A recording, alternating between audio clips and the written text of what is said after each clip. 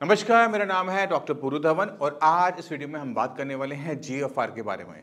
क्योंकि बहुत सारे कमेंट आते हैं, वो पूछते हैं डॉक्टर साहब जीएफआर कम हो रहा है, हम क्या करें, जीएफआर कैसे बढ़ाएं, डॉक्टर साहब हमें बताइए। तो ये जीएफआर क्या है, कैसे निकालते हैं, इसके क्या मायने हैं और किडनी फेलियर पेशेंट को किन किन चीज़ों का ध्यान रखना चाहिए जीएफआर को बढ़ाने के लिए, इन सबको हम बात करने वाले हैं इस वीडियो के अंदर। तो शुरुआत करते हैं सबसे पहले जीएफआर से। GFR stand for glomerular filtration rate, यानी किस रेट से, किस स्पीड से किडनी आपके ब्लड को साफ करके यूरिन बना के गंदगी को बाहर निकालती है, उसे हम जीएफआर कहते हैं। अब ये जो जीएफआर हम अपनी रिपोर्टों में देखते हैं, जब हम क्रिएटिनिन का टेस्ट करवाने जाते हैं, केएफटी करवाते हैं, तो एक वैल्यू आती है जिसके साथ लिखा होता है ईजीएफआर। ये ईजीएफआर क्या है, कैसे निकलता है, इसको भी समझना बहुत ज़्यादा ज़रूरी हो जाता है। तो आपने क्या करना है, आपने अपनी रिपोर्ट निकालनी है क्रिएटिनिन वाली और आपने इस साइट पर जाना है। ये है डावेटा। अगर आप गूगल पे सर्च करते हैं जीएफआर कैलकुलेटर, आपको बहुत सारी साइट्स मिल जाती है, बट मेरी पर्सनल फेवरेट ये वाली साइट है। यहाँ पर जाके आप क्रिएटिनिन की वैल्यू डालिए, एज डालिए और अपना जेंडर डालिए और कैलकुलेट दबाएंगे तो एक आपको जीएफआर की वैल्यू मिलेगी। जिन लोगों की रिपोर्टों के अंदर जीएफआर की वैल्यू पहले से है, वो इसे मैच कर रही होगी, और जिनकी रिपोर्टों में नहीं है जीएफआर की वैल्यू, वो उनकी जीएफआर यही निकलने वाला है। तो ये हमने कैसे निकाला, हमने क्रिएटिनिन की वैल्यू से एज के साथ निकालते हुए, जेंडर डालते हुए हमने एक एस्टिमेटेड जीएफआर निकाल लिया। अब ये ईजीएफआर का मतलब ई जो है ना, वो है एस्टिमेटेड। अब इससे फायदा क्या होता है और इसके नुकसान क्या है, दोनों को समझने की कोशिश करते हैं। ईजीएफआर से हम पेशेंट को कैटेगराइज कर सकते हैं कि उसकी सीकेडी की कौन सी स्टेज है। यानी अगर आपका जीएफआर 90 प्लस आता है, 90 प्लस आता है, तो आप किडनी फेलियर के पेशेंट या तो नहीं है, या फिर स्टेज 1 के किडनी फेलियर पेशेंट हो सकते हैं अगर यूरिन के अंदर प्रोटीन आ रहा है तो। इसी तरह से अगर हमारा जीएफआर डाउन होता है, 90 से नीचे जाता है, 60 के बीच में रहता है, तो उसे स्टेज 2 ग्रेड 2 टाइप का सीकेडी कहा जाता है। इसी तरह से अगर वो 60 और 30 के बीच में चला जाएगा तो हम क्या कहेंगे, स्टेज 3 हो गई। और इसी तरह से इसमें जैसे जैसे नीचे की तरफ हम जाएंगे, जीएफआर कम होता चला जाएगा, हमारी ग्रेड, हमारी स्टेज बढ़ती चली जाती है। अब इसको हम क्यों निकाल रहे हैं, वो इंपॉर्टेंट हो जाता है। मान लो कि आपकी उम्र है 18, आपका क्रिएटिनिन लेवल है 3, और एक एज है जिसमें एज है 80, वहां पर भी क्रिएटिनिन लेवल है 3। अब दोनों की स्टेज सेम होगी? नहीं होगी, क्योंकि जिनकी एज 80 है उनका क्रिएटिनिन लेवल 3 होने की वजह से उनकी स्टेज बढ़कर आएगी। इसी वजह से इसमें क्रिएटिनिन की वैल्यू और एज की वैल्यू को देखा जाता है। अब सवाल ये उठता है कि हमने तो जीएफआर कैलकुलेट करने के लिए ब्लड का सैंपल दिया था, ब्लड में कितनी गंदगी है वो हमने कैलकुलेट की थी, क्या ये बिल्कुल एक्यूरेट होता है? आंसर है नहीं। ये एस्टिमेटेड जीएफआर होता है, ये बहुत एक्यूरेट नहीं होता, ये किडनी की फंक्शनिंग के बारे में सही नहीं बता रहा होता, ये हमें इसकी एस्टिमेशन दे रहा होता है। तो हमने कभी भी इसको लेके सीरियस नहीं होना होता। अब दूसरा सवाल अक्सर पेशेंट ये उठ बैठते हैं कि डॉक्टर साहब मेरी लेफ्ट किडनी कितना काम कर रही है, मेरी राइट किडनी कितना काम कर रही है। लेफ्ट किडनी कितना काम कर रही है, राइट किडनी कितना काम कर रही है, उसको इस टेस्ट से हम जज नहीं कर सकते। उसके लिए डीटीपी रीनल स्कैन एक टेस्ट होता है, जिसके अंदर आयोडीन का एक आइसोटोप आपके ब्लड में डाला जाता है, और वो कितनी देर में आपकी बॉडी से बाहर निकला यूरिन के रास्ते, उसे कैलकुलेट किया जाता है मल्टीपल टाइम आपकी बॉडी की एक्सरे से फोटो लेकर। इससे आपका जो जीएफआर निकलता है वो कंपैरेटिवली इससे बहुत ज़्यादा एक्यूरेट होता है। अब सवाल उठता है कि हमें डीटीपी रीनल स्कैन करवाना चाहिए, तो इसका आंसर है अगर आपका डॉक्टर कहे तभी हमें करवाना चाहिए, क्योंकि डीटीपी रीनल स्कैन के अपने नुकसान भी हैं।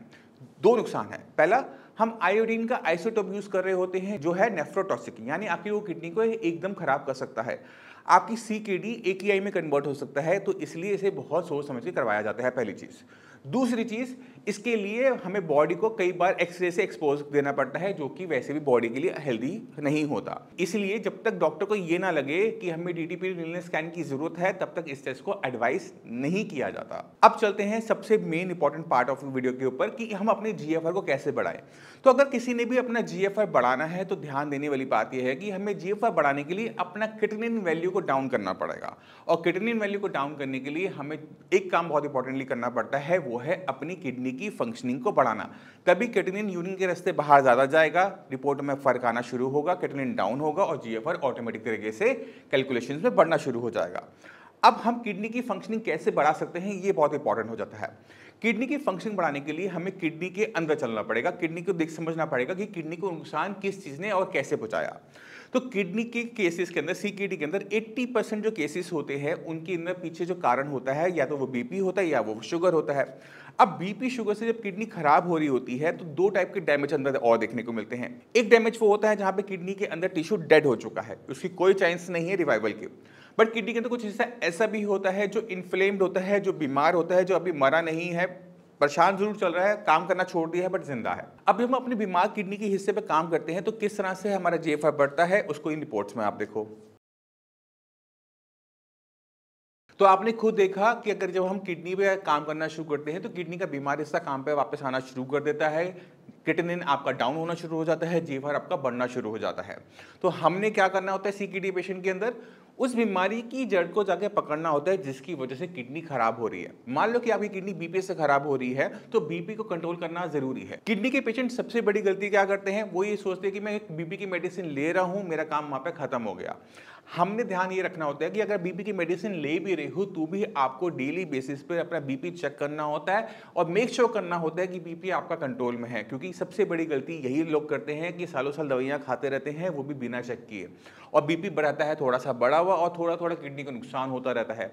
और जैसे जैसे किडनी का नुकसान आगे बढ़ेगा वैसे वैसे क्रिएटिनिन के लेवल बढ़ते चले जाते हैं और जीएफआर डाउन होना शुरू हो जाता है। अब जाने से पहले मैं चाहता हूं कि आप कुछ किडनी पेशेंट्स की वीडियोस को भी देख के जाएं, जिससे आपको समझ में आ जाएगा कि अगर हम सही तरीके से अपनी किडनी पे काम करना शुरू करते हैं, क्रिएटिनिन पे नहीं, किडनी पे काम करना शुरू करते हैं, तो क्रिएटिनिन अपने आप डाउन होता है, जीएफआर अपने आप बढ़ता है।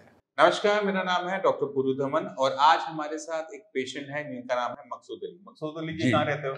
यूपी में रहती है सर। यूपी में कहाँ पर? रामपुर। रामपुर। अच्छा, आपको यहाँ से ट्रीटमेंट शुरू हुए कितना टाइम हुआ है? 15 दिन हो गए। और 15 दिन पहले क्रिएटिनिन लेवल कितना था? 15 दिन पहले था 10-11। 10-11। तब डॉक्टर ने क्या बोला था, क्या करना है? डॉक्टर ने तो धुलाई कहा था, डायलिसिस के लिए बोला जी था। जी। शरीर में उस समय क्या दिक्कत हो रही थी? शरीर में तो परेशानी थी। बताओ क्या हो रही थी? चलने फिरने की भी थी, हाँ सांस लेने की भी थी, हाँ। सभी चीज की परेशानी लगती थी मुझे। तो सूजन तो नहीं थी? सूजन भी थी सर, सूजन भी थी। पैरों पे सूजन भी थी। अब 15 दिन में क्या बदलाव आया, पहले 15 बताओ क्रिएटिनिन लेवल कितना हो गया? 15 दिन में सर इतना बदलाव आया कि मुझे तो आधा आधा लगा, आधा बदलाव हो गया। आधा बदलाव हो गया। जी। अभी क्रिएटिनिन लेवल कितना आ रहा है? अब वो 6 आ गया। 6 आया जी। तो 11 से क्रिएटिनिन लेवल 6 आ गया 15 दिन के अंदर। 15। शरीर में और क्या बदलाव हुए? ताकत भी लग रही है शरीर में, खून भी बढ़ा हुआ लग रहा है, सभी चीज से स्वास्थ्य लग रहा है। कहीं से बीमार लग रहे हैं अपने आप को? ना, मैं तो कोई महसूस नहीं कर रहा हूँ सर। तो 15 दिन के अंदर भी क्रिएटिनिन लेवल 11 से 6 आ सकता है, मगर उसके लिए आपको थोड़ी सी मेहनत करनी पड़ती है, जैसे मकसूद जी ने करी। आपको अपना खाना पीना भी बदलना पड़ेगा, अपनी मेडिसिन का भी ध्यान रखना पड़ेगा, अपना बीपी शुगर का भी ध्यान रखना पड़ेगा। पेशेंट अगर सही तरीके से चलता है तो 15 दिन भी बहुत होते हैं पेशेंट को डायलिसिस से निकालने के लिए। तो बाकी जो पेशेंट हैं किडनी के, उनको कुछ कहना चाहोगे? मैं तो साहब यही कहना चाहूंगा कि इधर आधर भटकने के बजाय यहाँ से दबा लें। चलिए, धन्यवाद आपका।